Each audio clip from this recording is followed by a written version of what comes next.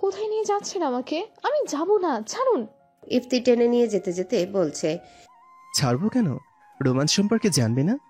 এইবার আরাবির দিকে তাকিয়ে বলে, ভাবি একটু ম্যানেজ করে নিন, আমি আপনার বান্ধবীকে নিয়ে যাচ্ছি, সমস্যা নেই, ভাই একটু পরেই আসছে। আলিফাকে নিয়ে ইফতি চলে গেল। এদিকে ইফতির কথায় আরাবি থম মেরে রইল। একে তো ওকে হঠাৎ করে ভাবি ডাকায় বুক ধকপক করছে, তার উপর এভাবে ওকে লজ্জা দিল। জায়ান আসছে এটা ওকে জানিয়ে দিয়ে কি বুঝালো তা নিয়ে আর ভাবলো না আরাবি। তবে এতটুকু বুঝতে পেরেছে আলিফা আর ইফতির মাঝে সামথিং সামথিং চলছে। আরাবি নিজের ডেস্কে গিয়ে বসলো। কিছু কাজ বাকি আছে, তা এখন বসে বসে করবে আরাবি। অফিসের দু একজন ছাড়া কেউ আসেনি, আর যারাই এসেছে সবাই ক্যান্টিনে। অফিসের আওয়ার শুরু হতে এখনো 20 মিনিট বাকি। এক মনে কাজ করতে লাগলো আরাবি। অনেকটা সময় কেটে গেল এভাবে। তারপর কাজের ফাঁকে হঠাৎ কিছু কথায় আরাবির হাত জোড়া থেমে গেল। ওর পাশের ডেস্কে 3 জন মেয়ে এসেছে। তারা নিজেদের মাঝে কথা বলা বলি করছে। তাদের মাঝে একজন বলছে, এই তোরা শুনেছিস জায়ান স্যার নাকি এখন এঙ্গেজড, গতকাল নাকি তার বাগদান হয়েছে। সাথের মেয়েটা শুনে অবাক হয়ে বলে। অপর মেয়েটা বলল, আরে কিসের হঠাৎ করে? স্যারের গার্লফ্রেন্ড আছে না, আহানা ম্যাম, তার সাথেই হবে। এটা তো আমরা সবাই জানি। যাক, খবরটা শুনে খুশি হলাম। আরো নানান কথা বলতে লাগলো তারা। এদিকে তাদের কথোপকথন সম্পূর্ণটাই শুনেছে আরাবি। কেমন যেন ঝিম মেরে বসে রইল কতক্ষণ। এইসব কি শুনছে সে? জায়ানের প্রেমিকা আছে, সে অন্য কাউকে ভালোবাসে। তবে যে লোকটা প্রতিনিয়ত ওকে বলে যে সে ওকে ভালোবাসে, কিন্তু এখন আবার কি শুনছে এসব? আরাবি মাথা দুলালো না, এসব মাথা থেকে ঝেড়ে ফেলতে হবে। অন্যদের কথায় কান দিবে না আরাবি। জায়ানের মুখ থেকে সব শুনবে, জায়ান যা বলবে সেটাই আরাবি মেনে নিবে। অচেনা অজানা মানুষদের জন্য নিজের হবু বরকে সন্দেহ করা একদম ঠিক নয়। আরাবি আর ওই মেয়েদের কথায় কান দিল না, চুপচাপ নিজের কাজে মন দিল। মিনিট 5 পর জায়ানকে দেখা গেল। সে মাত্রই অফিসে এসেছে। জায়ানকে দেখে সবাই শুভ সকাল জানালো। আরাবিও বাদ যায়নি, তবে তাকায়নি জায়ানের দিকে। এদিকে জায়ান ভ্রু কুচকে আরাবিকে দেখছে, কিন্তু কিছু না বলে নিজের অফিস রুমে চলে গেল। এর কিছুক্ষণ পরেই আরাবির ল্যান্ডলাইনে ফোন করলো জায়ান। আরাবি হ্যালো বলতে জায়ান বলে ওঠে, দ্রুত আমার কাছে এসো, 5 মিনিটে আমার কাছে আসা চাই। এটা বলেই ফোনটা রেখে দিল জায়ান। এদিকে আরাবি ছোট মুখ করে ধীর পায়ে চলে এলো জায়ানের অফিসের সামনে। May I come in sir? Yes. Arabi দরজা ঠেলে ভেতরে প্রবেশ করলো। করতেই সম্মুখে জায়ানকে দেখে ভড়কে গেল আরাবি। লোকটা এভাবে ভূতের মতো সামনে এসে দাঁড়াবে ভাবেনি একদম। বড্ড ভয় পেয়েছে মেয়েটা। এদিকে আরাবির ভীতু মুখশ্রী দেখে মৃদু হাসলো জায়ান। তারপর দরজাটা হাত বাড়িয়ে ভালোভাবে লক করে দিল। এরপর 2 হাত বুকের মাঝে আড়াআড়ি ভাবে ভাঁজ করে রেখে গম্ভীর স্বরে বলে ওঠে, কি সমস্যা তোমার? আরাবি এদিক সেদিক নজর ঘুরিয়ে বলল। আরাবি, আমার চোখের দিকে তাকাও। জায়ানের শীতল কণ্ঠস্বর কানে আসতে মৃদু নড়ে চড়ে উঠল আরাবি, তবুও তাকালো না জায়ানের দিকে। জায়ান আবার বলল, তখন আমাকে ইগনোর করলে কেন? আমার দিকে তাকালে না কেন? কি হয়েছে? এইবারও চুপ রইল আরাবি। তবে জায়ান যে এত ধৈর্য ধরার মানুষ না। জায়ান আরাবির হাতটা ধরে এক টানে ওকে নিজের বক্ষস্থলে এনে চেপে ধরল। ঠিক প্রথমবার জায়ানের এতটা কাছে এসে যেন আরাবির নিঃশ্বাস বন্ধ হয়ে গেল। হৃদস্পন্দন বেড়ে দ্বিগুণ হলো, গলা শুকিয়ে কাঠ হয়ে গেল। এসব কি করছে লোকটা? এভাবে কাছে কেন আসছে? আরাবি জায়ানের বুকে হাত ঠেকিয়ে ওকে সরানোর চেষ্টা করতে লাগলো, কিন্তু আরাবির মতো অতটুকু বিড়াল ছানার শরীরে নিয়ে কি ও জায়ানের দানবীয় দেহটাকে সরাতে পারবে? একদমই না। তাই কতক্ষণ ধস্তাধস্তি করে থেমে গেল আরাবি। সে ক্লান্ত হয়ে গিয়েছে। অমন লোহার শরীরের লোকটার সাথে কি সে পারে? আরাবিকে থেমে যেতে দেখে বাঁকা হাসলো জায়ান। ভ্রু উঁচু করে বলে ওঠে, কি শক্তি শেষ? এই শরীর নিয়ে আসো আমার সাথে ধস্তাধস্তি করতে? জায়ান আরাবিকে এবার আরো গভীরভাবে জড়িয়ে ধরল। ঠাটিয়ে চোখ বন্ধ করে নিল আরাবি।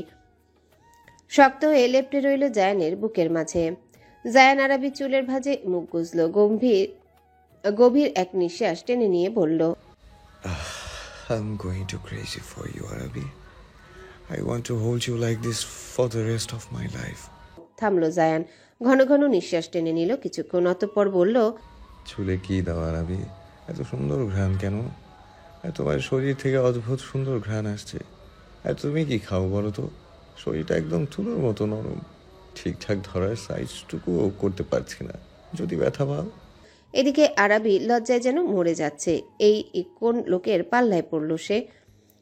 এত ঠোঁটকাটা মানুষ হয় এই লোককে দেখে জীবনে কেউ ভাবতে পারবে না এই লোক এত অসভ্য চিন্তা ভাবনা মাথায় নিয়ে ঘুরে। এদিকে জায়ান এইবার আরাবির কানের কাছে মুখ আনলো, ফিসফিসিয়ে বলল, আরবি, আই ওয়ানা কিস ইউ।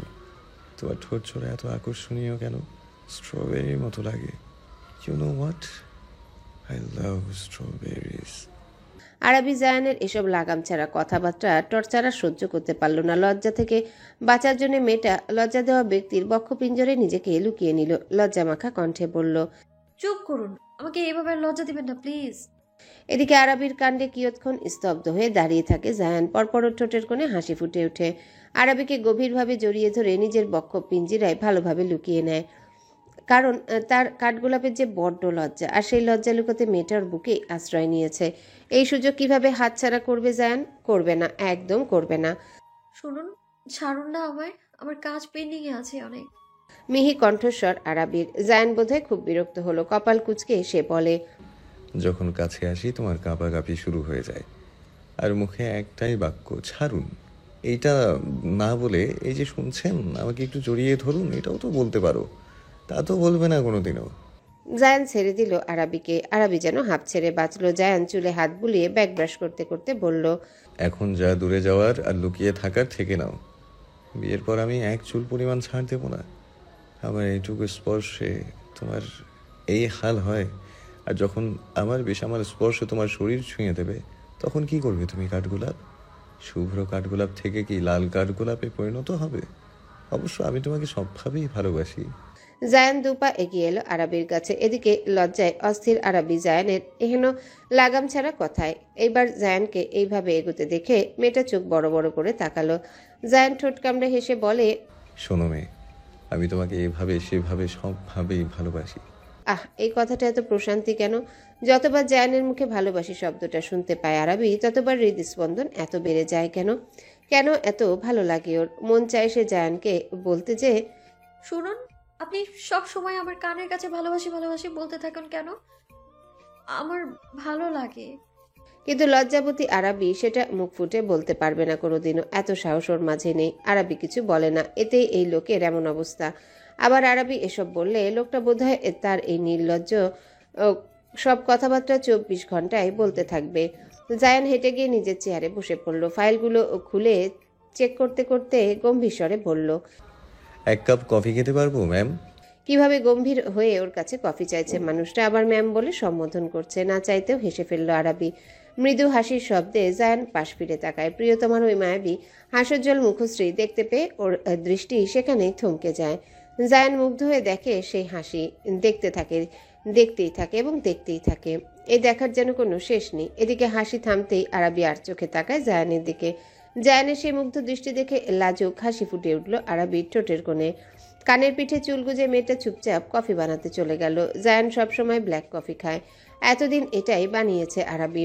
আজ ভাবলো লোকটাকে একটু জ্বালানো যাক। সেও তো আরাবিকে জ্বালায়। আরাবি দুধ কফি আর নিজ ইচ্ছা মতো চিনি দিয়ে কফি বানিয়ে নিল। তারপর সেটা নিয়ে দিল জায়ান।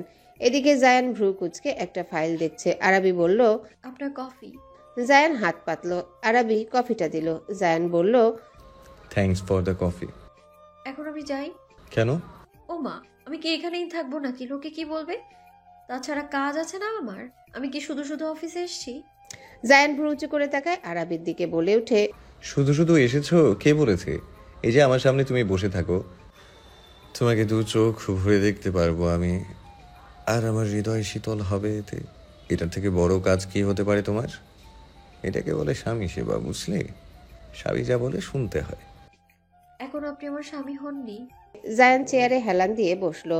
বাঁকা হেসে বলে, হতে কতক্ষণ? হাফ লাইসেন্স কিন্তু পেয়ে গেছি আমি। আমি চাইলে এই এক্ষুনি তোমায় বিয়ে করে নিতে পারি। ডু ইউ ওয়ান্ট সি ইট? আরাবি ভরকে গেল। এই লোককে দিয়ে বিশ্বাস নেই। আরাবি তড়ি ঘড়ি করে বলে, তার কোনো দরকার নেই। ধৈর্য ধরুন, সবুরে মামা ফলে। But I want it that মাওয়া রাইট নাও। আরাবি জায়ানের অগোচরে মুখ ভেঙচি কাটলো। বিড় করে বলল, এর মতো এত অধৈর্য আর অসভ্য ব্যক্তি আমি আমার জীবনে দেখিনি। কিন্তু জায়ান তো তা শুনে ফেললো আর দেখেও ফেলেছে। আরাবি ওকে ভেঙচি কেটেছে। জায়ান মুচকি হেসে বলে, ভেঙচি কাটছো আমাকে? তোমার সাহস তো কম না। আর হ্যাঁ, আমি অধৈর্য লোক, সেটা মেনে নিলাম। তবে তুমি আমাকে যেই কারণে অসভ্য বলেছ, এটা একদম উচিত না বলো। আমি রোম্যান্টিক কথা বলি তোমার সাথে, কত মেয়েরা এসবের জন্য পাগল, আর তুমি আমাকে অসভ্য উপাধি দিয়ে দিলে। জায়ান এবার কফিতে চুমুক দিল, আর আরাবি উৎসুক দৃষ্টিতে তাকিয়ে আছে জায়ানের দিকে। জায়ান ঠিক কী রিয়াকশন দেয়, কিন্তু আরাবিকে 360 ডিগ্রি অ্যাঙ্গেলে অবাক করে দিয়ে জায়ান অনায়াসে পুরো কফিটা শেষ করে নিল। একেবারে স্বাভাবিক মুখশ্রী তার। আরাবি পিটপিট নয়নে তাকিয়ে জায়ানের দিকে। এদিকে জায়ান সম্পূর্ণ কফিটা শেষ করলো কোনো ভনিতা ছাড়াই। তারপর ধরাম করে উঠে দাঁড়ালো, টেবিলের উপর হাত রেখে সেখান থেকে আরাবির দিকে ঝুঁকলো জায়ান। চমকে উঠে আরাবি ওর হাত দুটো একত্রে বুকের কাছে মুষ্টিবদ্ধ করে নিল। বার কয়েক পলক ঝাপটে তাকিয়ে রইল জায়ানের দিকে। জায়ান ফু দিল, আরাবি চোখে মুখে শিরশির করে উঠল আরাবির শরীর। চোখ বন্ধ করে নিল। জায়ান আরাবির ওষ্ঠজোড়ার দিকে তাকিয়ে নেশালো কণ্ঠে বলে, এই এতটুকু মিষ্টিতে আমার কিচ্ছু হবে না। এতই যখন আমাকে মিষ্টি খাওয়ানোর জন্য ডেসপারেট হয়ে পড়েছিলে, তাহলে নিজের ব্যক্তিগত সম্বল থেকে কেন খাওয়ালে না? ওই মিষ্টির কাছে যে পৃথিবীর সব মিষ্টি হার মানায়। আরাবি পিটপিট করে চোখ খুলল। জায়ানের কথার মানে মেয়েটা বুঝতে পারেনি। জিজ্ঞাসাসূচক কণ্ঠে বলল, কোন মিষ্টির কথা বলছেন আপনি? জায়ান গলা খাকারি দিল। এই মেয়ের মাথায় যে কথাটা ঢুকেনি তা বুঝেছে ও।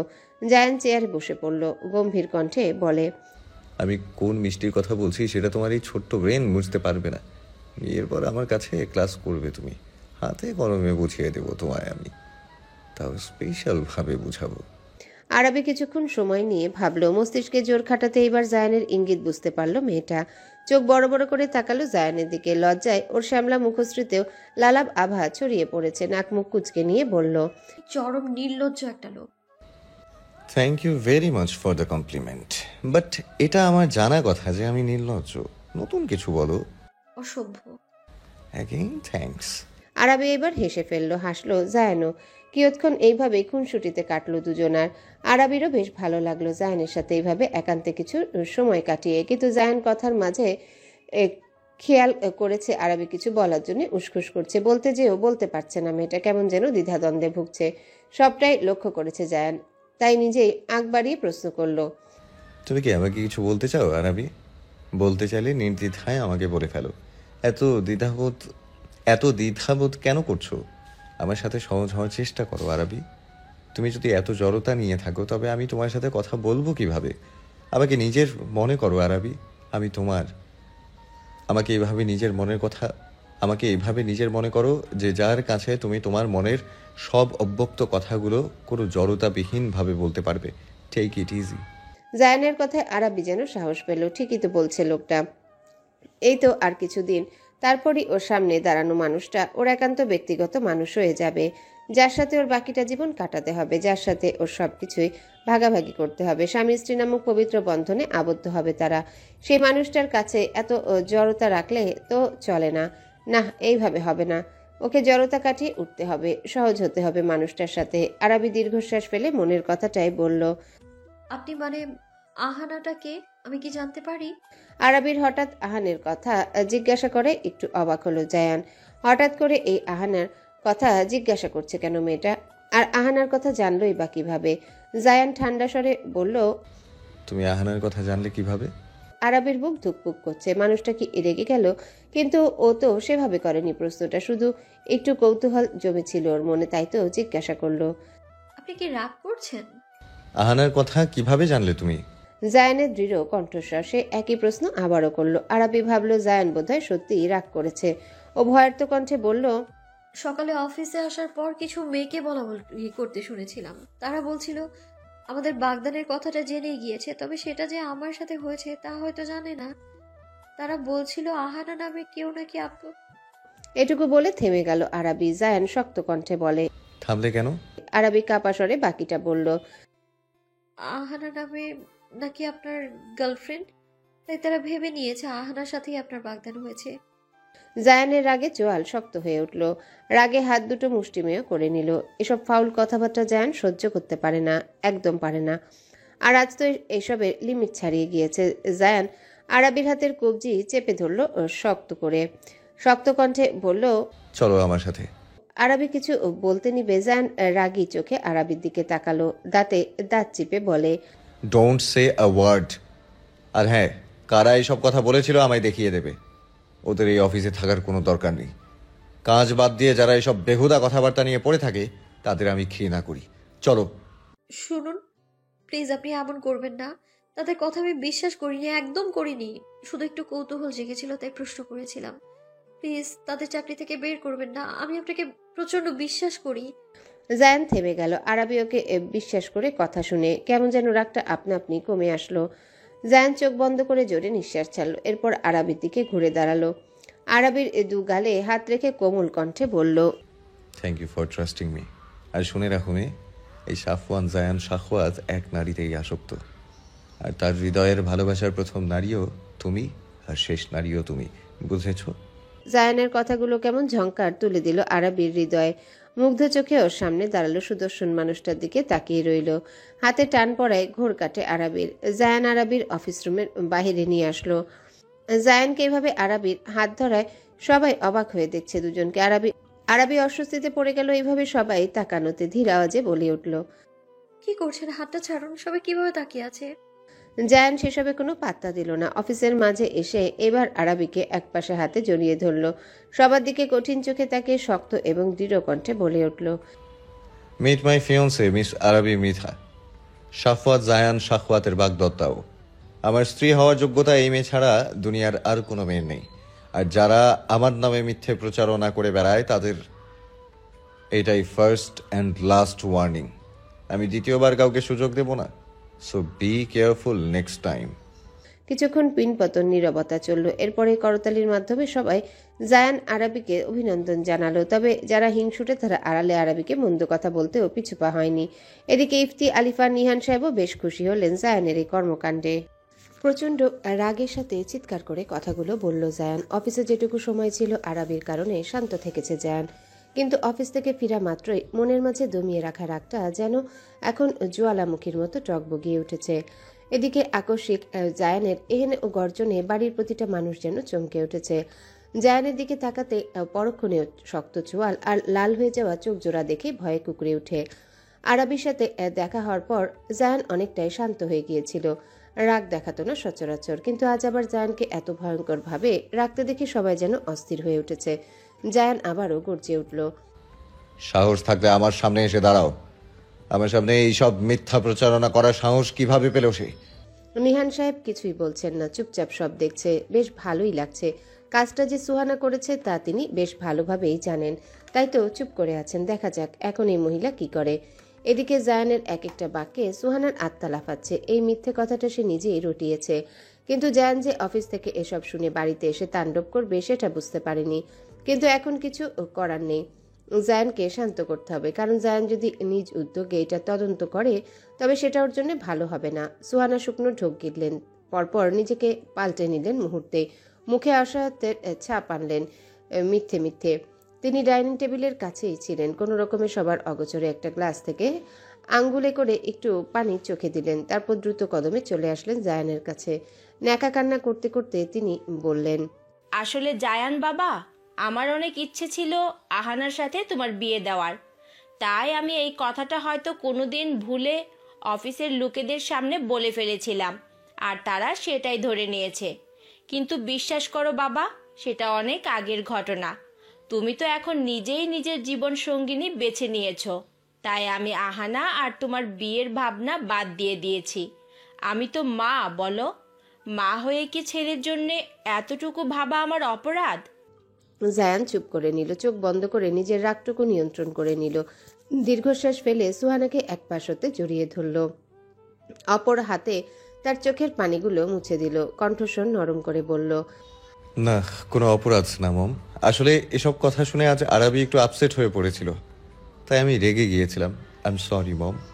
সুহানা সাক্ষাৎ ন্যাকামো কণ্ঠে বলল, সরি কেন বলছো তুমি? সরি তো আমার বলা উচিত। আমার কারণে আরবি মা মন খারাপ করেছে, তুমি বললে আমি ওকেও সরি বলবো। জায়ান সুহানাকে সোফায় বসালো, ওনাকে এক গ্লাস পানি দিল জায়ান। তারপর বলল, তুমি আমার মা, এভাবে নিজেকে ছোট কেন করছো? মায়েদের সন্তানদের নিয়ে অনেক স্বপ্ন থাকে, চাওয়া পাওয়া থাকে। তুমি তাই করেছো, এতে সরি বলার কিছু হয়নি। নাও ডোন্ট ক্রাই, ওকে? সুহানা সাক্ষাৎ এইবার হাসলেন। জায়ান ওনার মাথায় হাত বুলিয়ে বলে, প্রিটি লেডিদের হাসলেই সুন্দর লাগে। জায়ান এবার উঠে দাঁড়ালো। এখন রুমে যাবে সে। ও বলল, আমি রুমে যাচ্ছি, খাবারটুকু রুমেই খাবো। আচ্ছা বাবা, তুমি যাও, আমি খাবার পাঠিয়ে দিচ্ছি। জায়ান নিজের রুমে চলে গেল। আস্তে আস্তে সবাই নিজেদের কাজে চলে গেল। এদিকে নিহান এসে দাঁড়ালো সুহানা সাখাওয়াতের সামনে। ঘৃণাভরা দৃষ্টিতে তাকিয়ে বলেন, আর কত নিচে নামবে তুমি? বিন্দু পরিমাণ লজ্জাবোধ নেই তোমার? আমার ছেলেটা তোমায় কত ভালোবাসে, বিশ্বাস করে। সুহানা কাঁদো কাঁদো মুখ করে বলেন, এসব কি বলছো? জায়ান আর নূরকে কি আমি ভালোবাসিনি? ওরা কি তোমার একার সন্তান? আমার সন্তান না তারা? ছোট থেকে ওদের আমি পেলে পুষে মানুষ করেছি। এটুকু চাওয়া কি খুব অন্যায় ছিল নিহান? আমি কি এটুকুর প্রাপ্য না? এটা কি তুমি অস্বীকার করতে পারবে? ওদের কখনোই সতীনের সন্তান মনে করিনি, নিজের সন্তানের মতো মানুষ করেছি। এ পর্যায়ে থেমে গেলেন নিহান সাহেব। বারবার ঠিক এখানে এসে তিনি থমকে যান, কারণ এটা সত্যি যে সুহানা জায়ান আর নূরকে ছোট থেকে পেলে পুষে এত বড় করেছে, মায়ের কমতি অনুভব করতে দেয়নি। নিহান সাহেব শান্ত চোখে সুহানা সাখাওয়াতকে এক পলক দেখে চলে গেলেন। এদিকে নিহান সাহেব তো আর জানেন না সুহানা কখনই জায়ান আর নূরকে মন থেকে ভালোবাসেননি। সবটাই লোক দেখানো ছিল আর নিজ স্বার্থে। সুহানা সাখাওয়াত শয়তানি হাসি হাসলেন। নিজ মনে মনে বলেন, আহ নিহান, নিজেকে যতই চালাক ভাবো না কেন তুমি সেই বোকায় রয়ে গেলে। তোমাকে নিয়ন্ত্রণ করার পদ্ধতি আমার জানা আছে। তুমি কি ভেবেছো নিহান, জায়ান আর নূরকে আমি এমনি এমনি মায়ের মতো যত্ন করেছি আর এত বড় করেছি? আহা, একদম ভুল ধারণা তোমার। সুহানা নিজ স্বার্থ ছাড়া কোনো কিছু করে না, বুঝেছো? কিন্তু এখন শুধু একটাই সমস্যা, এই আরাবিকে জায়ানের জীবন থেকে সরাতে হবে। জায়ানের বউ তো আহানাই হবে। আমাকে প্ল্যান সাজাতে হবে, কঠিন প্ল্যান করতে হবে। আমার ওর সাথে যোগাযোগ করতেই হবে। ওদিকে দ্বিতীয় তলা থেকে সুহানা সাখাওয়াতকে দেখে তাচ্ছিল্য হাসল নূর। বেদনাময় হাসি দিয়ে বলে ওঠে, যতই এই অভিনয় করো না কেন মিসেস সোহানা সাখাওয়াত, তুমি আমাদের মা কখনোই হতে পারবে না। শুধু পাকাপোক্ত কোনো প্রমাণ পাচ্ছি না আমি, না হলে তোমার এই আসল রূপ আমি সবাইকে দেখিয়ে দিতাম। তোমার এই রূপের পিছনে কতটা কুৎসিত রূপ লুকিয়ে আছে আমি কঠোর চেষ্টা করছি। শুধু একটা প্রমাণ পাই, তাহলে আমি আর চুপ থাকবো না। আর একবার জায়ান ভাইয়া আর আরাবি ভাবির বিয়েটা হয়ে যাক, এরপর আমি জায়ান ভাইয়াকে সব বলে দেব। আমরা দুই ভাই বোন মিলে তোমাকে শাস্তি দেব। আমাদের সাথে এসব মিথ্যা অভিনয় করার জন্য, আমাকে ফাইমের থেকে এভাবে দূর করার জন্য অনেক হয়েছে, অনেক সহ্য করেছি। ভেবেছি তুমি অন্য মায়েদের মতো আমাকে শাসন করো, কিন্তু সেদিন তোমার স্বামী আঙ্কেলের সাথে কথাগুলো না শুনলে তো আমি জানতেই পারতাম না তুমি ঠিক কী কারণে আমাদের এত আদর যত্ন করতে সৎমা হয়েও। বাট এখন আমি সব জানি, তাই আমি আর চুপ থাকবো না। নূর চলে গেল, কিন্তু বোকা নূর তো জানে না শুধু এটুকু পাপি সুহানা সাখাওয়াত করেনি, তিনি আরো গভীর জলের মাছ। তা মেয়েটা আদৌ কোনোদিন জানতে পারবে? রহস্য আর রহস্য চারিদিকে। এই রহস্যের সন্ধান জায়ান অথবা নূর কি কোনোদিনও জানতে পারবে? ভাইয়া আসবো? নূর জায়ানের দরজায় নক করলো। মাত্রই গোসল নিয়ে বেরিয়েছে জায়ান। নূরের ডাকে দ্রুত টি শার্ট গায়ে জড়িয়ে নিল, তারপর গিয়ে দরজা খুলে দিল। নূরের হাতে খাবারের ট্রে। জায়ানকে দেখে নূর হাসলো। জায়ান চুল মুছতে মুছতে বলে, তুই কষ্ট করতে গেলি কেন? সার্ভেন্টকে দিয়ে পাঠালেই তো হতো। ট্রেতে টি টেবিলে রাখলো নূর। তারপর জায়ানের বিছানায় বসতে বসতে বলে, কেন? আমি আসলে কি কোনো সমস্যা হবে?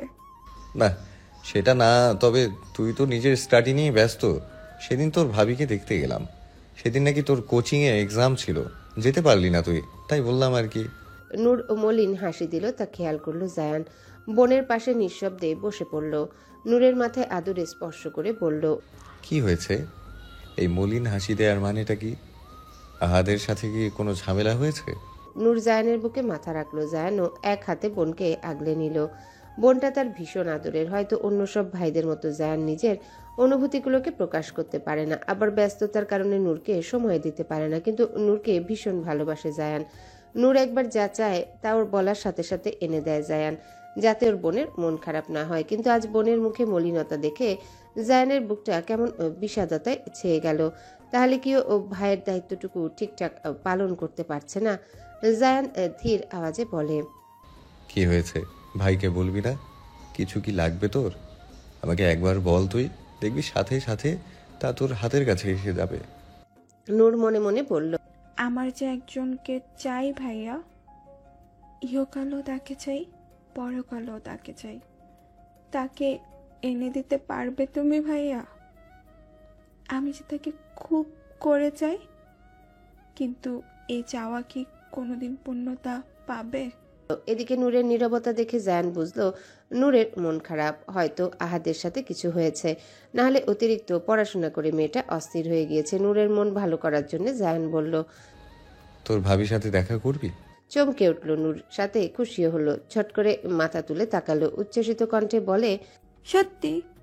কবে দেখা করাবে? জায়ান মনে শান্তি পেল, যাক মেয়েটা তবে হাসলো। জায়ান উঠে দাঁড়ালো, এবার খাবার ট্রেটা নিয়ে আবারও বসে পড়লো নূরের পাশে, তারপর বলল, কাল রেডি থাকিস, ডিনারে নিয়ে যাব তোদের। আচ্ছা। জায়ান ভাত মাখিয়ে নিয়েছে ততক্ষণে, মাখানো শেষে এক লোকমা নূরের দিকে তুলে ধরলো, বলল, আমি জানি তুই খাসনি, তাই এখন চুপচাপ হাঁ কর। নূর হাসলো, তারপর খুশি মনে ভাইয়ের হাত থেকে খাবার খেতে লাগলো। এদিকে জায়ানও খাচ্ছে, সাথে নূরকেও খাওয়াচ্ছে। দরজার আড়াল থেকে এই দৃশ্যটুকু দেখে সরে আসলেন নিহান সাহেব। চোখের কোণে জলটুকু মুছে নিজের রুমে চলে গেলেন। আলমারি খুলে ওনার মৃত স্ত্রীর একটা শাড়ি বের করে বুকে জড়িয়ে নিলেন। ধীরে আওয়াজে বলেন, তুমি দেখতে পাচ্ছ সাথী, আমাদের ছেলে মেয়ে দুইটা একরকম তোমার মতোই হয়েছে। ভাই বোনের মধ্যে কত মিল। তুমিও তো এইরকম ছিলে, সবাইকে নিঃস্বার্থভাবে ভালোবাসতে। ছেলে মেয়ে দুইটাও এইবার তাদের সঠিক জীবনসঙ্গীদের সাথে জুড়ে দিতে পারলেই হলো। তারপর আমার ছুটি, বসে বসে প্রহর গুনব তোমার কাছে যাওয়ার। আজ শুক্রবার অফিস নেই, তাই আজ বেশ বেলা করে ঘুমানোর সিদ্ধান্ত নিয়েছে আরাবি। কিন্তু ওর সিদ্ধান্তে এক বালতি পানি ঢেলে বেশ জোরে সোরে ওর মুঠোফোনটা বেজে উঠল। ঘুমে ব্যাঘাত ঘটায় চোখ কুচকে ফেলে আরাবি। বালিশের কোনায় হাত রেখে ফোনটা পেয়ে রিসিভ করে কানে ধরে। ঘুম জড়ানো গলায় বলে ওঠে, আসসালামু আলাইকুম। কে? আরাবি ঘুম জড়ানো মায়াবী কণ্ঠস্বর শুনে থমকে গেল জায়ান। আহা, মেয়েটার কণ্ঠস্বর এত মিষ্টি কেন? মেয়েটা দিন দিন ওকে পাগল করে দিচ্ছে। জায়ান ঠোঁট কামড়ে ধরল। রাতের ঘুম হারাম করে মেয়েটা কি সুন্দর শান্তির ঘুম দিচ্ছে। জায়ান ঠান্ডা গলায় বলে উঠল, আমার রাতের ঘুম কেড়ে নিয়ে ম্যাডামের বুঝি খুব সুন্দর ঘুমানো হচ্ছে।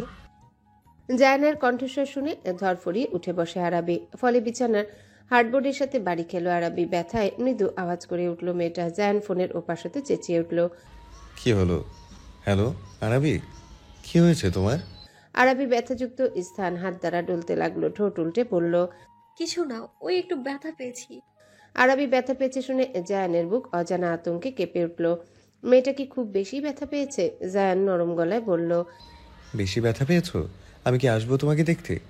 জায়ানের ছেলে মানুষই কথায় না চাইতেও হেসে ফেলল আরাবি। এই লোকটা ওর বেড়াতে এমন বোকা হয়ে যায় কেন? আরাবি হাসতে হাসতে বলে, আরে ভাই, একটুখানি বাড়ি খেয়েছি মাথায়, ব্যাস, এত সিরিয়াস কিছু না। আরাবি ভাই ডাকা মোটেও পছন্দ হলো না জায়ানের।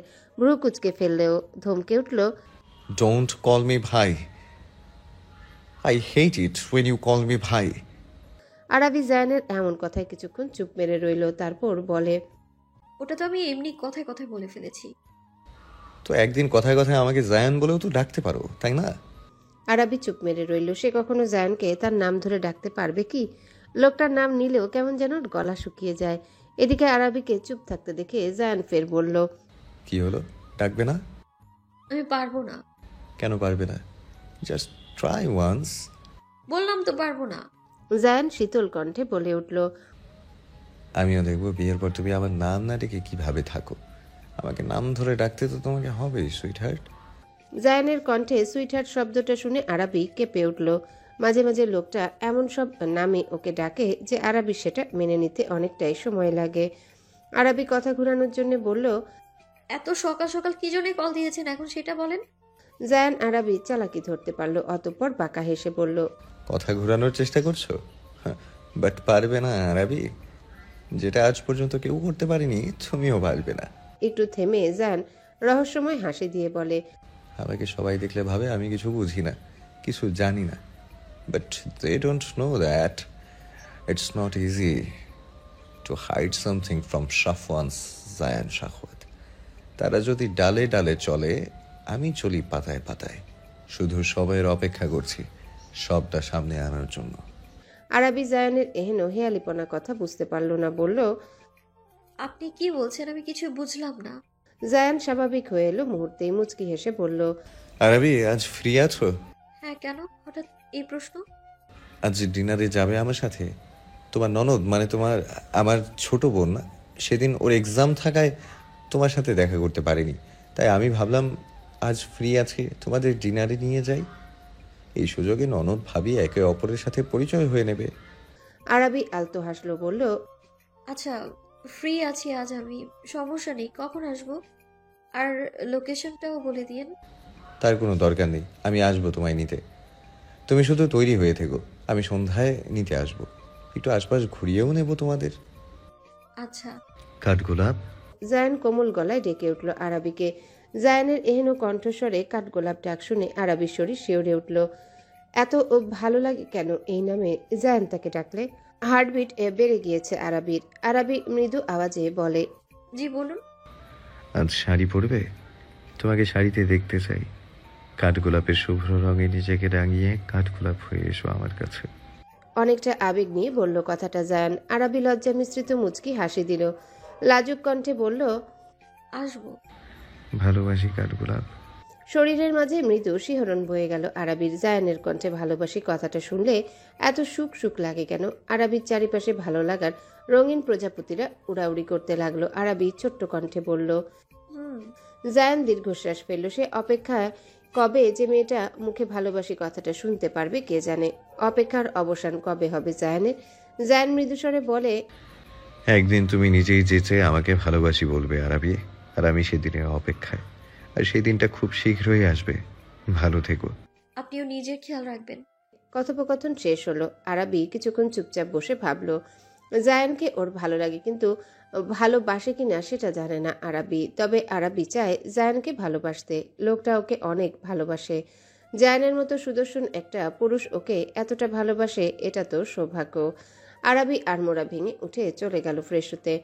ফ্রেশ হয়ে চলে গেল ওর মায়ের কাছে। আরাবির শাড়ি নেই, মূলত ও হাতে গোনা একবার কি দুবার শাড়ি পরেছে, তাও অনেক আগে, আর সেগুলো হলো ওর মায়ের শাড়ি। তাই আজ আবারও লিপি বেগমের কাছে এলো শাড়ি চাইতে, কিন্তু কথাটা কিভাবে বলবে ভেবে পাচ্ছে না আরাবি। ওর কেমন যেন লজ্জা লজ্জা লাগছে আজ। এদিকে লিপি বেগম মেয়ের কাণ্ড কারখানায় কিছু সময় দেখলেন, তারপর নিজেই বলে উঠলেন, কি হয়েছে তোর?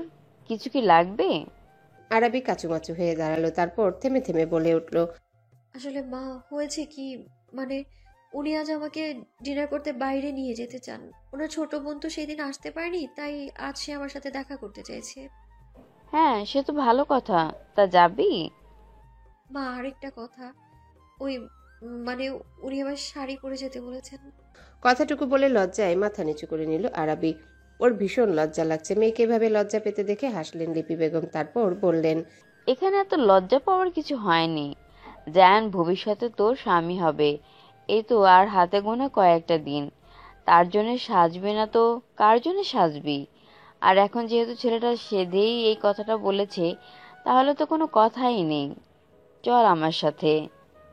আরাবি মায়ের সাথে ওনার রুমে চলে আসলো। জিহাদ সাহেব তখন বিছানায় শুয়ে শুয়ে মোবাইল স্ক্রল করছিলেন। আরাবিকে দেখেই উঠে বসলেন। আয়মা, এখানে এসে বস। আরাবি গিয়ে বাবার পাশে বসে পড়ল। এদিকে লিপি বেগম বেশ কয়েকটা শাড়ি বের করে বিছানায় রাখতে রাখতে বলছেন, আজ নাকি জায়ান বাবা আরাবিকে বাইরে ডিনারে নিয়ে যাবে। জায়ানের বোন কি যেন একটা, ও হ্যাঁ নূর, মেয়েটা তো সেদিন আসতে পারেনি, তাই আজ আরাবির সাথে দেখা করতে চাইছে। জিহাদ সাহেব আরাবির মাথায় হাত বুলিয়ে দিয়ে বলেন, ইস, আরাবির যে কি লজ্জা লাগছে। তাই আরাবি উঠে দাঁড়ালো। ওর মায়ের বের করা শাড়িগুলো হাতে তুলে নিয়ে বলে, মা, আমি শাড়িগুলো নিয়ে রুমে যাচ্ছি, পরে দেখছি সবগুলো আমি। আরাবি মুহূর্তে স্থান ত্যাগ করলো। এদিকে লিপি বেগম আর জিহাদ সাহেব মেয়ে যে লজ্জা পাচ্ছে এটা বুঝতে পেরে হাসলেন। কনফিউজড হয়ে বসে আছে আরাবি। ওর মা 15টা শাড়ি বের করে দিয়েছে, কিন্তু আরাবি সিদ্ধান্ত নিতে পারছে না কোনটা পরবে। দ্বিধা দ্বন্দ্বে ভুগতে থাকা আরাবির মাথায় চট করে একটা বুদ্ধি আসলো। তারপর ঝটপট সেখান থেকে একে একে সবগুলো শাড়ি পরে ছবি তুললো, তারপর সেন্ড করে দিল জায়ানের কাছে। এদিকে জায়ান ব্রেকফাস্ট করছিল। হঠাৎ ফোনের নোটিফিকেশন আসায় সেটা চেক করার জন্য লক খুলে হোয়াটসঅ্যাপে ঢুকতেই থমকে গেল জায়ান। পানি খাচ্ছিল।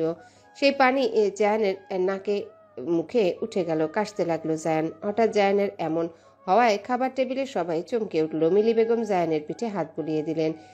সাথী এক গ্লাস পানি দিল জায়ানকে। পানি পান করে জায়ানের কাশিটা একটু কমে আসলে জায়ান চট করে উঠে দাঁড়ালো। তারপর কাউকে কিছু না বলে নিজের রুমে চলে আসলো। এসেই ধপ করে বসে পড়লো বিছানায়। এ কি করলো মেয়েটা? একসাথে এতগুলো ছবি আরাবির, তাও আবার শাড়ি পরা দেখে জায়ানের যেন পাগল পাগল লাগছে। নিঃশ্বাস বন্ধ হয়ে আসছে জায়ানের। অনেকক্ষণ সময় লাগে নিজেকে স্বাভাবিক করলো জায়ান। মেসেজ টাইপ করলো দ্রুত, এরপর আরাবিকে সেন্ড করে দিল। মুঠোফোন হাতে নিয়ে জায়ানের উত্তরের অপেক্ষায় বসে থাকা আরাবি ফোনের মেসেজ টোন পেয়ে দ্রুত ওপেন করলো। সেখানে লেখা, এটা কি করলে কাঠগোলাপ? তোমার এত বড় একটা ধাক্কা আমি কিভাবে সহ্য করব? একবারও ভাবলে না আমার জান নিয়ে নিতে চাও নাকি তুমি? আরাবি হা হয়ে গেল। কি উদ্দেশ্যে পাঠালো আর লোকটা বলছে কি? আরাবি মেসেজ করলো, কি হয়েছে আপনার? আর এসব কি বলছেন? এইবার জায়ান ফোন করলো আরাবিকে। ফোন রিসিভ করতেই জায়ানের অস্থির কণ্ঠস্বর শোনা গেল। এখন তো তুমি কিছু জানো না, তাই না? আমার অবস্থা কি হয়েছে ওসব তুমি বুঝবে না। আমাকে মেরে ফেলার প্ল্যানিং করে এখন তুমি কিছু জানো না, তাই না? আরাবি মুখ ফোলালো জায়ানের কথায়। আমি আবার কি করলাম? এতগুলো ছবি যে আমাকে পাঠালে, একবারও ভাবলে না যে আমি এসব দেখলে নিজেকে সামলাবো কিভাবে? মাথা হ্যাং হয়ে গিয়েছে আমার। মাথায় পানি ঢালুন, ঠিক হয়ে যাবে। আমি যে কারণে ছবিগুলো পাঠিয়েছি সেটা বলুন। আমি কোন শাড়িটা পরবো? জায়ান বেশ চমকালো আরাবির কথায়। আরাবি বেশ সহজ হয়ে গিয়েছে ওর সাথে, একদম বউদের মতো কথা বলছে। ঠিকই তো, এই মেয়েটা তো আর কয়েকদিন পরই বউ হবে তার। জায়ান হেসে বলে, সবগুলোতে তোমাকে অসম্ভব সুন্দর লাগছে। আমার কাঠগোলাপ যা পড়বে তাতেই তাকে মায়াময়ী লাগবে। তবে আমার যে তোমাকে শুভ্র রঙে দেখতে ইচ্ছে করছে। আরাবি বিছানায় ওর ছড়িয়ে ছিটিয়ে রাখা শাড়িগুলোর দিকে তাকালো।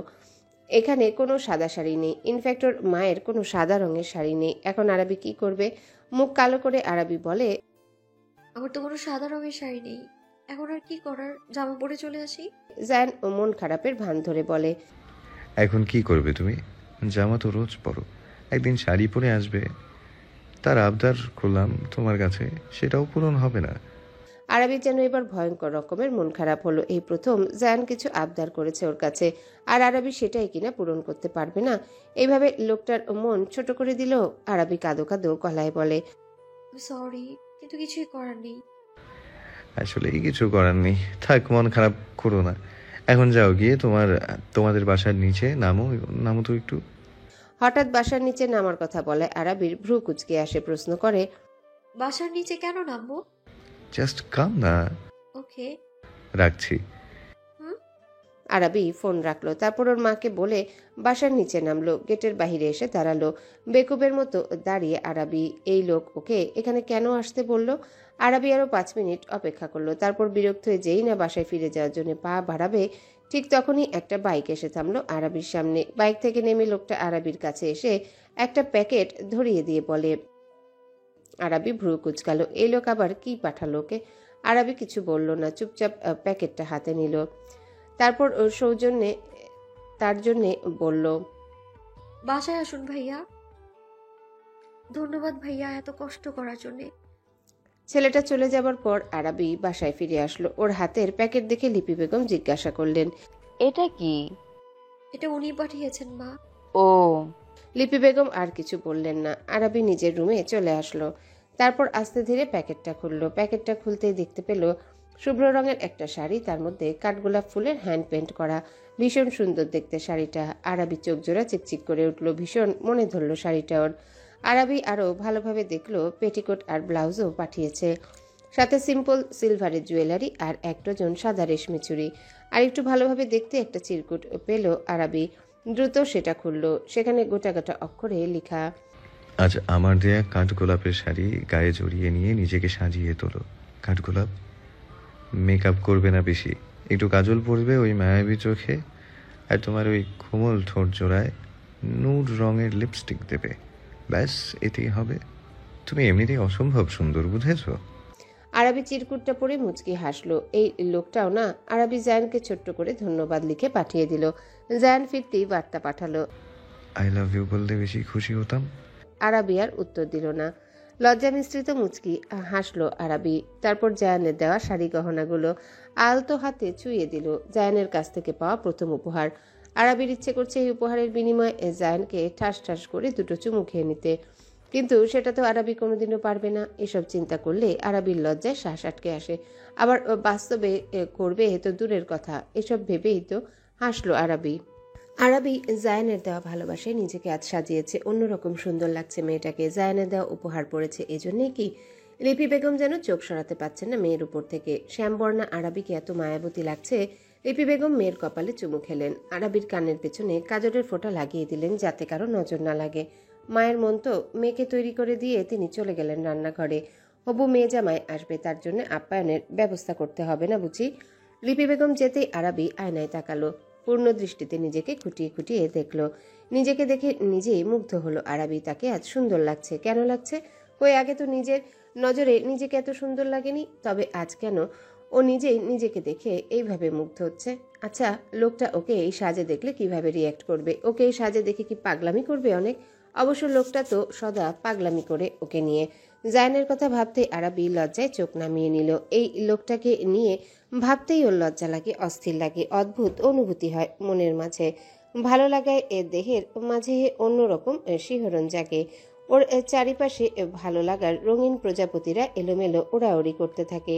হৃদস্পন্দন বেড়ে যায় অস্বাভাবিকভাবে। এমন কেন হয়? তবে কি ও ভালোবেসে ফেললো জায়ানকে? কিন্তু এত তাড়াতাড়ি কিভাবে ভালোবাসা হয়? হয় কি? হয়ই তো, নয়তো ওই লোকটা যে বলে ওকে নাকি প্রথম দেখাতেই ভালোবেসে ফেলেছিল, যাকে বলে লাভ অ্যাট ফার্স্ট সাইট। অত শত জানে না আরাবি, আর জানতেও চায় না। ও শুধু এইটুকু জানে ওর মন আর মস্তিষ্কে এখন একমাত্র জায়ানের বসবাস, আর তাকেই আজীবন এই মনের মালিকাধীন রাখতে চায় আরাবি। জায়ানের সাথে বাকিটা জীবন কাটাতে চায় আরাবি। খুব করে চায় ও লোকটাকে। এই চাওয়া যেন দিনকে দিন তীব্র থেকে তীব্রতর হচ্ছে। জায়ানকে আঁকড়ে ধরেই স্বস্তির নিঃশ্বাস নিতে চায়। লোকটার বুকে মাথা রেখে সুখের নিদ্রায় মগ্ন হয়ে চায় আরাবি। লোকটার হাত ধরে দূর থেকে দূরে পাড়ি জমাতে চায়ও। খুব বেশি কি ওর চাওয়া পাওয়া? একটু স্বার্থপর তো হয়ে যায়, তাই না? ভাবনার মাঝে কলিং বেলের আওয়াজ ভেসে আসলো। ধুকপুকানি শুরু হয়ে গেল আরাবির। কিভাবে যাবে ও লোকটার সাথে? ইস, লোকটা এত বেহা, সবার সামনে না জানি কি বলে ফেলে উল্টাপাল্টা।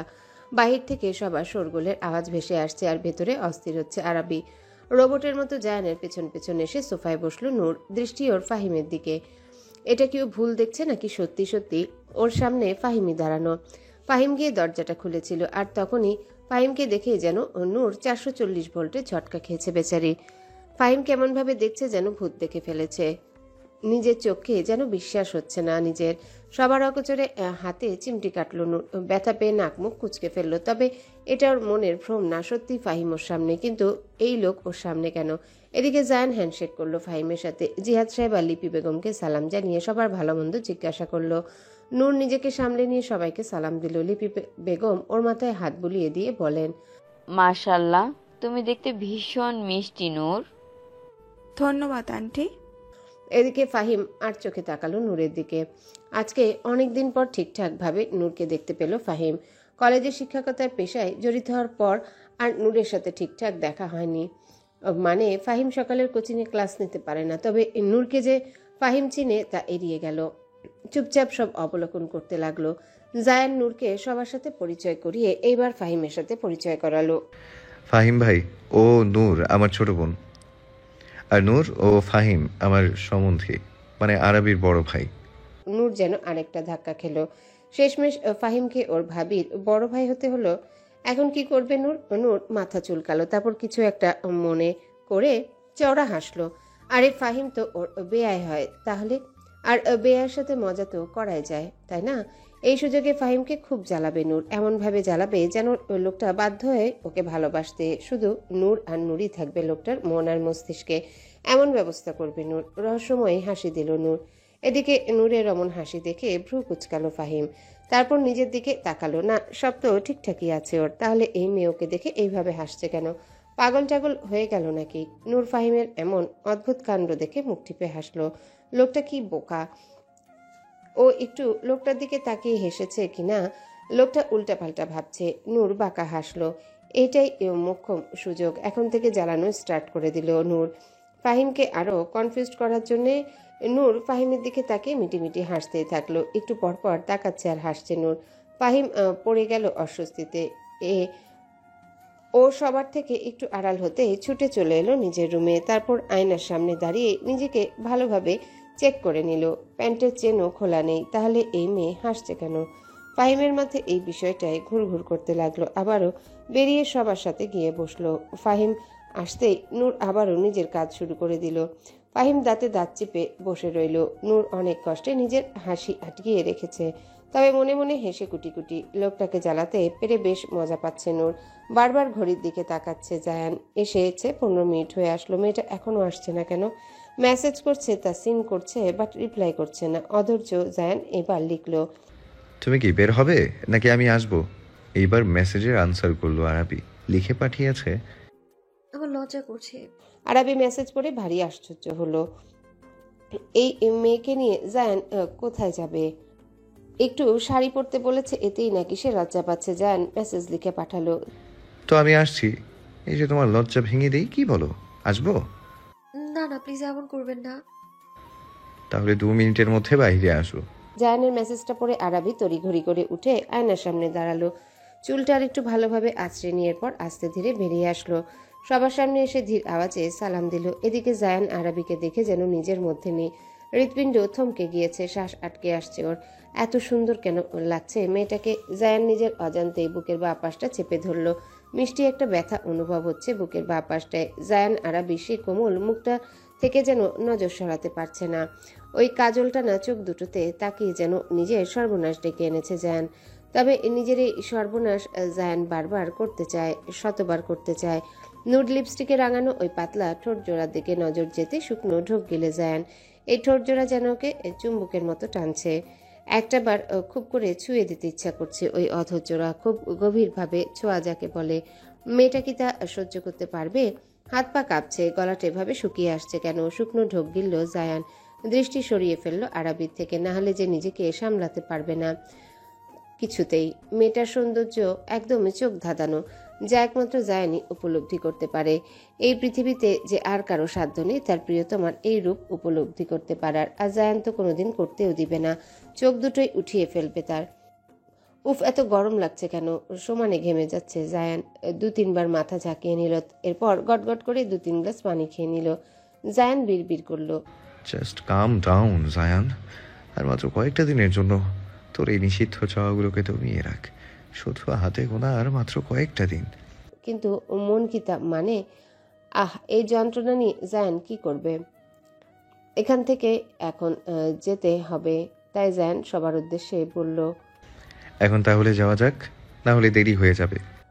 সবাই সম্মতি দিল। ফাহিম বলল, হ্যাঁ, তোমরা বেরিয়ে পড়ো, 7টা বাজে অলরেডি। জায়ান, প্রথমত আমাকে শুধু ফাহিম ডাকো। সম্পর্কের দিক দিয়ে আমি তোমার বড় হতে পারি, বাট বয়সে তুমি আমার বড়। তবুও দেখো আমি তোমাকে নাম ধরে ডাকছি, তাই আমি চাই তুমিও আমার নাম ধরে ডাকো, ওকে? আর আমি যাব না, তোমরা এনজয় করো গিয়ে। প্রথমটা না হয় বুঝলাম, কিন্তু আমাদের সাথে যেতে তোমার সমস্যা কোথায়? এখানে আমি আর আরাবি কি একা ডেটে যাচ্ছি যে তুমি গেলে সমস্যা হবে? আমার ছোট বোনও তো আছে আমাদের সাথে, তুমি চলো তো। কিন্তু কোনো কিন্তু শুনতে চাই না। আরাবি ধীর কদমে এসে ফাহিমের পাশেই দাঁড়ালো। ছোট আওয়াজে বলে, চলো না ভাইয়া, উনি যখন এত করে বলছেন আর মানা করো না। জায়ান আর আরাবির এত করে বলায় আর মানা করলো না ফাহিম। রাজি হলো ওদের সাথে যাওয়ার জন্য। এদিকে নূর যেন খুশিতে আত্মহারা। যাক, আর একটু সময় কাটানো যাবে ফাহিমের সাথে, আর একটু জ্বালানো যাবে ফাহিমকে। নূর আবার ফাহিমদের দিকে আর চোখে তাকালো। ফাহিমকে নিচ থেকে উপর পর্যন্ত পর্যবেক্ষণ করে মুখ টিপে হাসলো। ফাহিম হকচকিয়ে গেল, আবারও অস্বস্তিতে জর্জরিত হলো বেচারা। এখন মুসিবতের পাল্লায় পড়ল। নূর বহু কষ্টে নিজের হাসি আটকিয়ে রেখেছে। হাসতে না পেরে মেয়েটা যে ব্লাস্ট হয়ে যায়। লিপি বেগম আর জিহাদ সাহেবকে বিদায় দিয়ে তারা বেরিয়ে পড়ল। গ্রাউন্ড ফ্লোরে আসতেই ফাহিম আর নূর আগে চলে এলো গাড়ির কাছে। পেছনে আরাবি আর জায়ান। আরাবি মাথা নিচু করে হাঁটছে, একটু পরপর আর চোখে তাকাচ্ছে জায়ানের দিকে। জায়ানা নিজেও সাদা পাঞ্জাবি পাজামা পরেছে, শুভ্র রং গায়ে জড়ানোতে লোকটাকে স্নিগ্ধ লাগছে। হাতের কোণে অবধি পাঞ্জাবির হাতাগুলো গোটানো। ফর্সা হাতে ওই কালো লোমগুলো দেখতে বেশ আকর্ষণীয় লাগছে। সুঠাম পেটানো দেহে পাঞ্জাবিটা যেন আটসাট হয়ে লেগে আছে। বাহুগুলোর মাংসপেশিগুলো যেন ফুলে ফেপে আছে। পাঞ্জাবির উপর দিয়ে স্পষ্ট বোঝা যাচ্ছে। আরবি শুকনো ঢোক গিলল। এই লোকটা এত সুন্দর কেন? আরবি শুধু তাকিয়েই থাকতে ইচ্ছা করে মানুষটার দিকে। আচ্ছা, ওকে কেমন লাগছে সেটা তো লোকটা বলল না।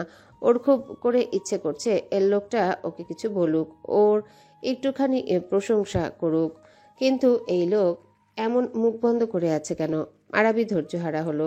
লজ্জা শরম এক সাইডে রেখে নিজেই প্রশ্ন করলো। মানে শুনছেন? বলো।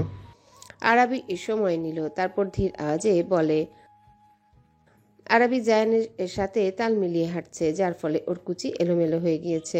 জায়ান হুট করে আরবির সামনে বসে পড়ল। হকচকিয়ে গিয়ে আরবি 2 কদম পিছিয়ে গেল। জায়ান ভ্রু কুচকে বলল, পেছালে কেন?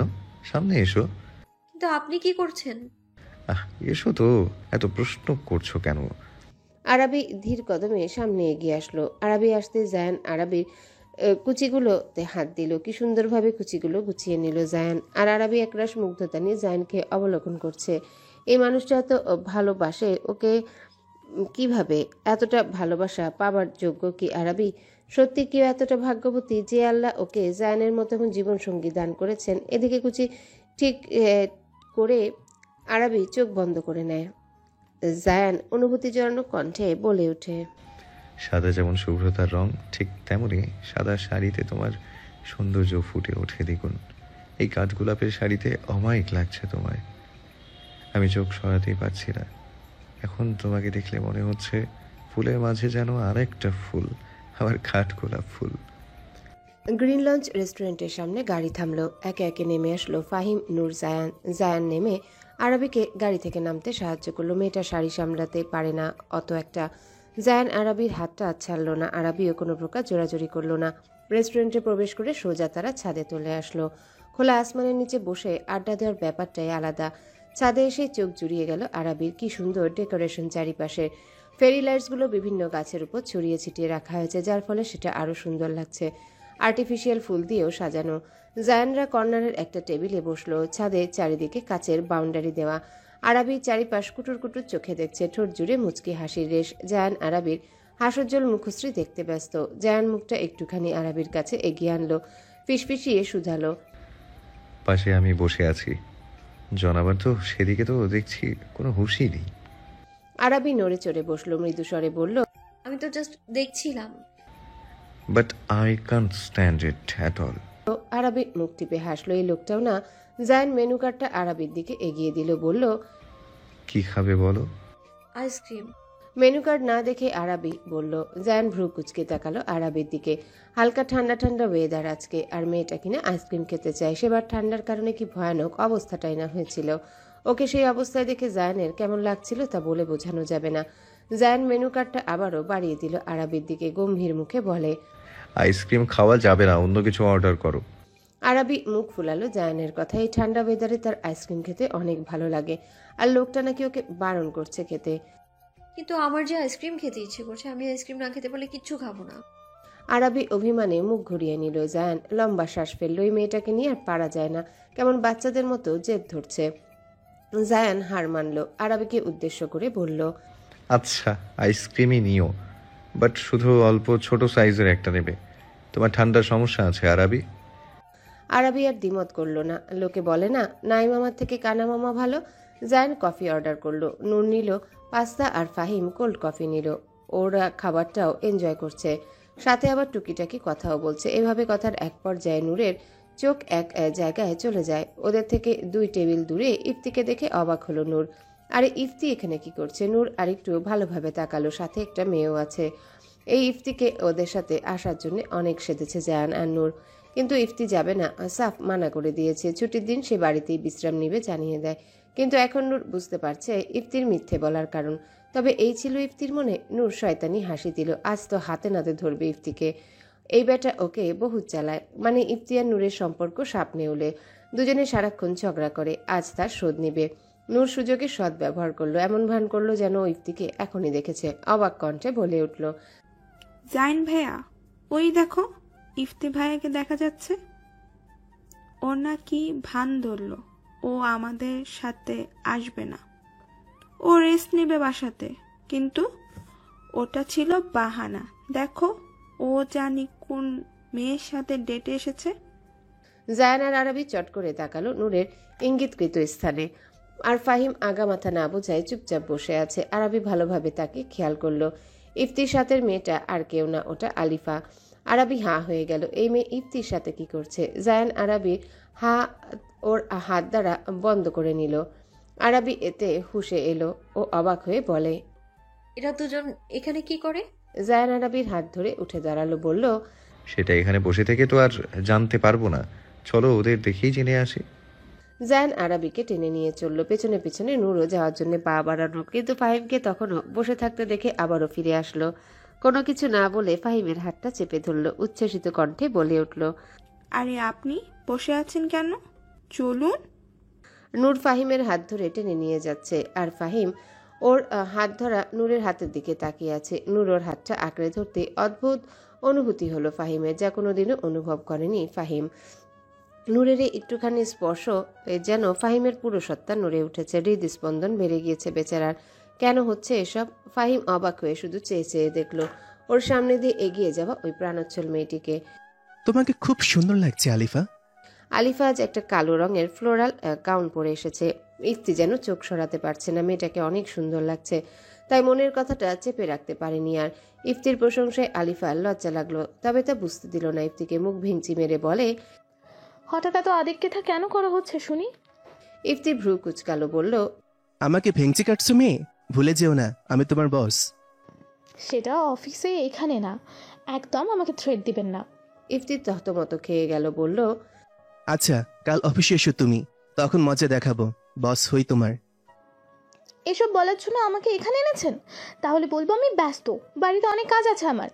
ইফতি যেন ধৈর্য হারা হলো। এই মেয়ে এত বোকা কেন? ওকে নিয়ে ঘুরতে বের হওয়া, একান্ত কিছু সময় কাটাতে চাওয়া, এগুলা কিসের জন্য করছে সেটা কি মেয়েটা বুঝতে পারছে না? ইফতি রাগ লাগলো, দাঁতে দাঁত চিপে বলে, আমি কি জন্য তোমাকে এখানে এনেছি এখনো সেটা বুঝতে পারোনি? এত বোকা কেন তুমি? মানুষের সুন্দর মোড়টাকে কিভাবে ভেসে দিতে হয় সেটা তুমি খুব ভালোভাবে জানো। আলিফা গাল ফুলালো ইফতির কথায়। আমি বোকা না, আপনি বোকা। খামোকা এখানে এনে আমার সাথে ঝগড়া করছেন। কেন এনেছেন আমাকে এখানে? ইফতির মুখে আই লাভ ইউ শুনে থমকে গেল আলিফা, স্তব্ধ হয়ে রইল। সে আগে থেকে জানতো ইফতি ওকে ভালোবাসে। ও মেয়ে মানুষ, মেয়েদের ষষ্ঠ ইন্দ্রিয় খুবই প্রখর হয়। তারা খুব সহজে মানুষের চোখ পড়তে পারে। ওই চোখের দিকে তাকালে বুঝতে পারে মানুষটার উদ্দেশ্য খারাপ নাকি ভালো। সেই হিসেবে আলিফা অনেক আগে থেকে অনুভব করতে পেরেছে ইফতি ওকে ভালোবাসে। কিন্তু আজ ইফতির মুখে ভালোবাসার স্বীকারোক্তি শুনে কেমন যেন সুখ সুখ অনুভূতিতে আলিফার হৃদয় ছেয়ে গেল।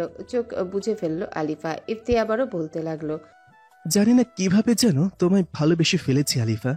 তাই আমি সিদ্ধান্ত নিয়েছি ভাইয়ার বিয়েটা শান্তি মতন হলেই আমি তোমাকে বিয়ে করে নেব। চট করে তাকায় আলিফা, আবেগ ঘন হয়ে ওঠে মুহূর্তে। মুখ খুলে কিছু বলতে নিবে তার আগেই শুনতে পায় প্রাণোচ্ছল কণ্ঠে বলা কিছু কথা। ও আচ্ছা, সো তোমরা এখানে ডেটে এসেছো? আবার দুজন মিলে বিয়ে শাদী ব্যাপারেও কথা বলা হচ্ছে? আলিফা সামনে তাকাতে হা হয়ে যায়। ওর সামনে জায়ান, আরাবি, নূর আর ফাহিম দাঁড়ানো। জায়ান গিয়ে ইফতির ঘাড়ে হাত রাখলো। ইফতি ঘাড় ঘুরিয়ে বড় ভাইকে দেখে জোরপূর্বক হাসলো।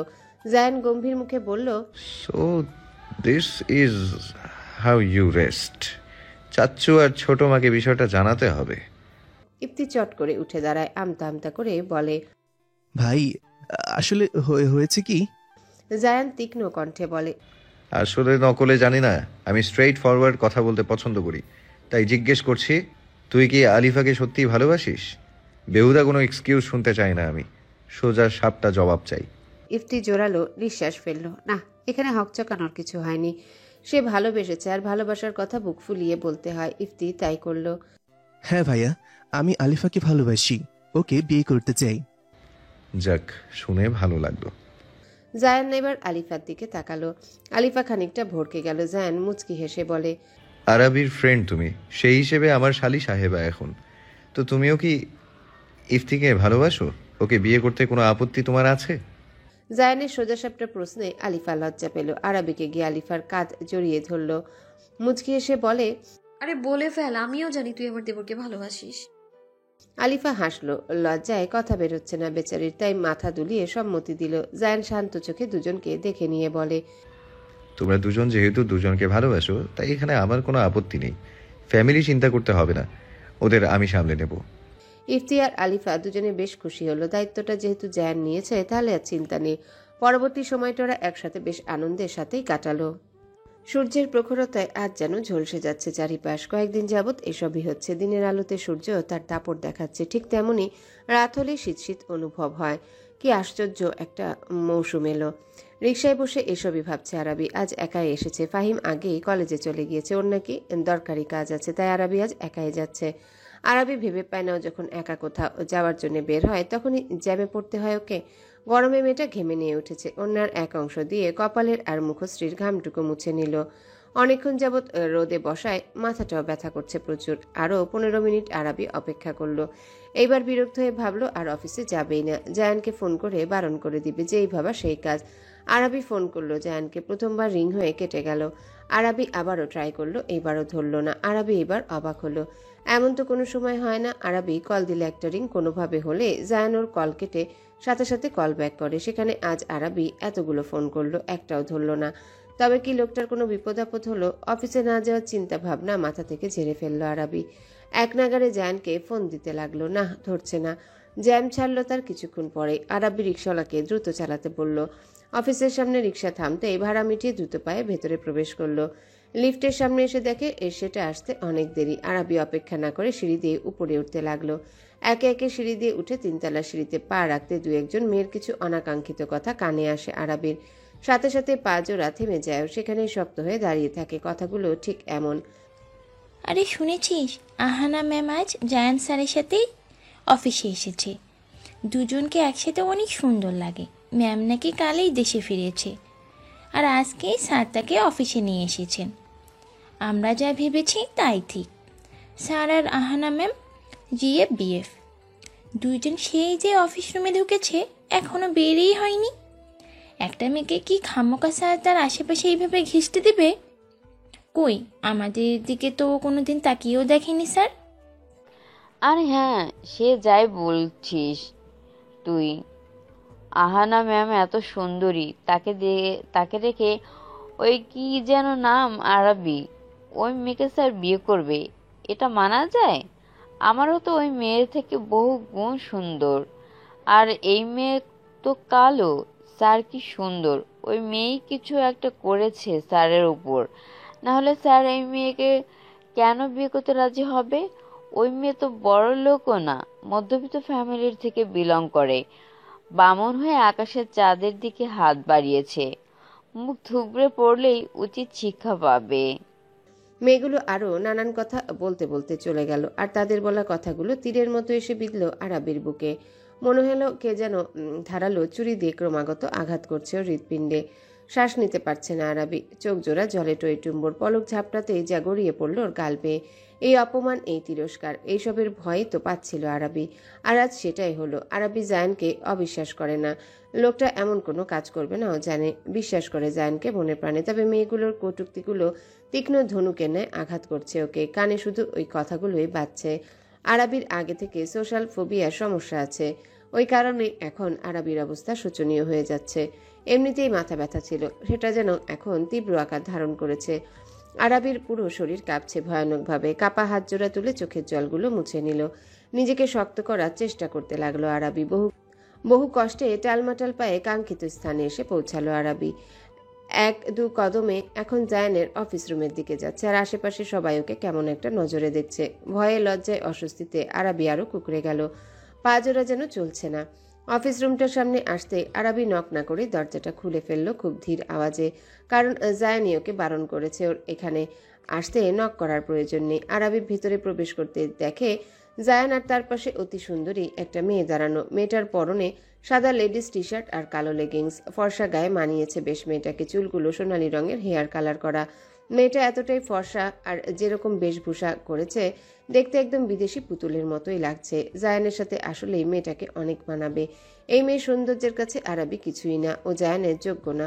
এই কথাটা বারবার মস্তিষ্কে হানা দিতে লাগলো। পুরনো সেই ফোবিয়ার কারণে আরাবির মূর্ছা যেতে লাগলো। সোশ্যাল ফোবিয়ার মেয়েটা পুরোপুরি কাটিয়ে উঠতে পারে নিজে।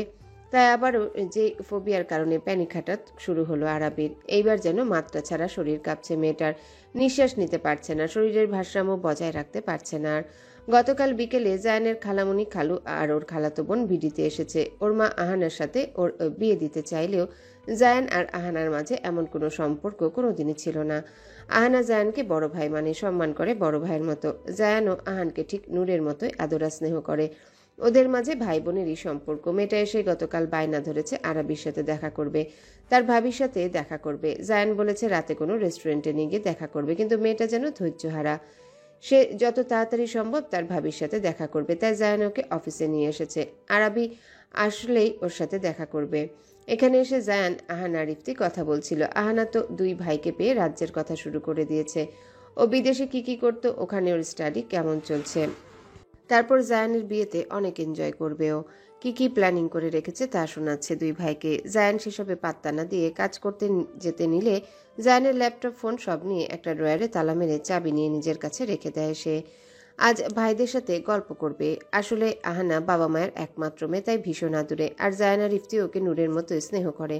মেয়েটার যে আর কোনো ভাই বা বোন নেই, তাই তো জায়ান ইফতি আর নূরকে আপন ভাই বোনের চোখে দেখে। এদিকে জায়ান যেন আহানের বকবক শুনে বিরক্ত হলো। আবার বেশি বিরক্ত হচ্ছে আরাবি আসছে না দেখে। আধা ঘন্টা লেট হয়ে গিয়েছে, অথচ এখনো মেয়েটা আসছে না। এদিকে ইফতিটাও ওয়াশরুমে ঢুকে বসে আছে। ইফতির কাছে আহানাকে ধরিয়ে দিয়ে সে এখান থেকে সরে পড়বে। জায়ান যখন নিজের ভাবনায় ব্যস্ত, হঠাৎ আরাবির অস্তিত্ব অনুভব হতেই সজাগ হয়ও। আরাবিকে নিজের রন্ধ্রে রন্ধ্রে অনুভব করে জায়ান। আরাবির শরীরের মেয়েলি ঘ্রাণ যেন রক্তে মিশে গিয়েছে, তাই মেয়েটা আশেপাশে থাকলে জায়ান না দেখেই বলে দিতে পারে। জায়ান চট করে দরজার দিকে তাকালো, ধারণাই সঠিক হলো। ওই তো মেয়েটা দাঁড়িয়ে। জায়ান উঠে দাঁড়ালো, দ্রুত কদমে এগিয়ে যেতে লাগলো আরাবির দিকে। কিন্তু যত এগুচ্ছে আরাবির শোচনীয় অবস্থা দেখে বুকটা ধক করে উঠে জায়ানের। তাড়াতাড়ি করে এগিয়ে যায় আরাবির দিকে। কাছে আসতে আরাবির দুগালে হাত রাখে জায়ান। সাথে সাথে অনুভব হয় আরাবির দেহের কম্পন। জহুরি নজরে আরাবিকে দেখলো জায়ান। আরাবির ফ্যাকাশে মুখশ্রী, জলে ভরা দুর্বল চোখ দুটো যেন নিষ্প্রাণ হয়ে আছে। ঠোঁটজোড়া শুকিয়ে খড়খড়ে হয়ে গিয়েছে। থরথর করে কাঁপছে শরীর মেয়েটার। কেমন হাঁপানি রোগীর মতো শ্বাস নিচ্ছে, যেন মেয়েটার শ্বাস নিতে অনেক কষ্ট হচ্ছে। জায়ান দ্রুত আরাবির বাহু আঁকড়ে ধরল, উদ্বিগ্ন হয়ে বলে উঠল, আরাবি কি হলো, তোমায় এমন দেখাচ্ছে? কথাটা সম্পূর্ণ করতে পারল না জায়ান। তার আগে আরাবি চোখ জোড়া বন্ধ করে ফেলে। অন্ধকার ছাড়া মেয়েটা আর কিছুই দেখতে পেল না। লুটিয়ে পড়ল জায়ানের বুকে। নিজেকে ধরে রাখতে আর সক্ষম হতে পারেনিও। প্যানিক অ্যাটাকের কারণে একদম নেতিয়ে গিয়েছে মেয়েটা। জায়ান অবাক হয়ে আছে। আরাবির কোমল দেহটা অতি যত্ন সহকারে বুকের মাঝে আঁকড়ে ধরল। এর মাঝে ইফতি বেরিয়ে আসলো ওয়াশরুম থেকে। জায়ানের বুকে আরাবিকে দেখে ছেলেটা ভড়কে যায়, বলে উঠে, ভাই, ভাবির কি হয়েছে? বলতে বলতে দ্রুত এগিয়ে আসে। জায়ান শান্ত চোখে তাকালো ইফতির দিকে, ঠান্ডা স্বরে বলে উঠল, call the doctor. Ifti Ifti দ্রুত ডক্টরের নাম্বারে কল করলো। জায়ান আরাবিকে কোলে তুলে নিয়ে গিয়ে সোফায় বসালো।